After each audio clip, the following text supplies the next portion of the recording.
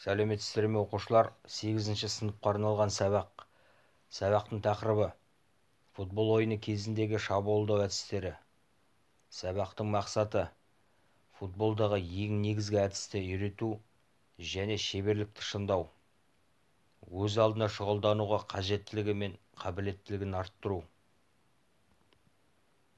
Жетістік критерийлері: футбол ойынының әдіс-тәсілдерін, қимыл-қозғалыс әрекеттерінің дәлдігін, бақылауды және икемділікті дамытуға арналған қимыл-қозғалыс дағдыларын орындай алады.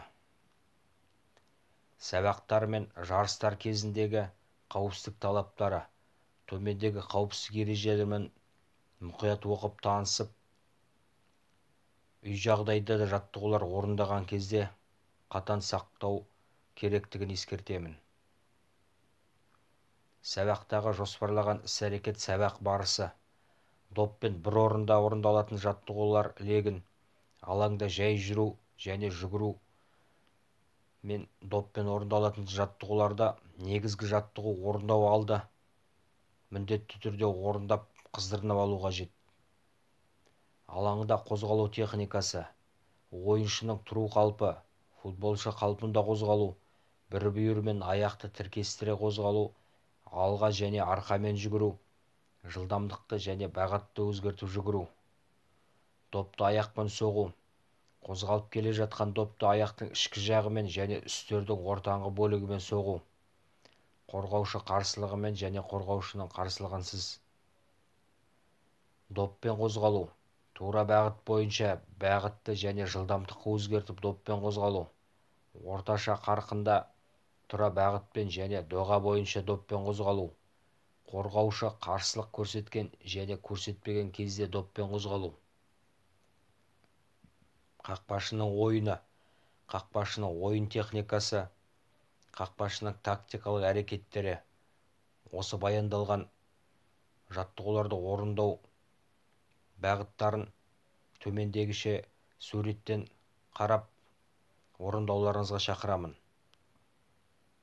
Үстермен жасалатын соққылар үстердің ортасымен, ішкі және сыртқы жағымен деп бөлінеді.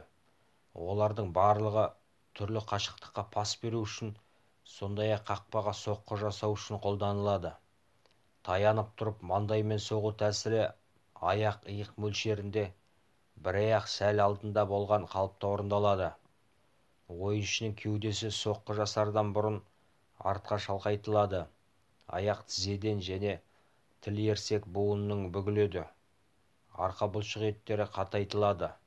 Содан соң кеуде алға беріліп, баспен шалт қимыл орындалады. Соққы маңдайдың ортасымен орындалады және ойыншы топтың ұшу бағытын қадағалайды.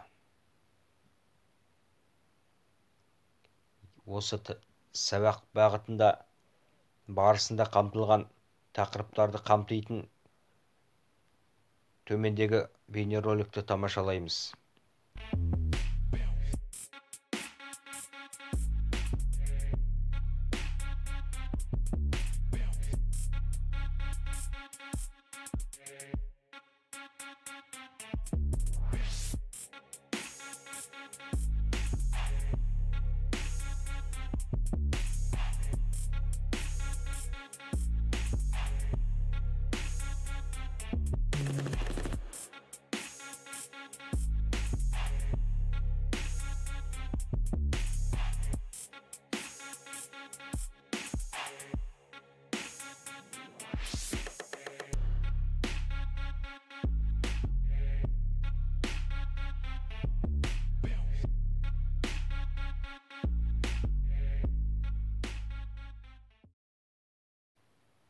Үй тапсырмасы: сабақта баяндалған жаттығулар легін үй жағдайында мүмкіндікке қарай орындап, негізгі әдістерін ұғыну. Назар қойып тыңдағандарыңызға рахмет. Қош сау болыңыздар.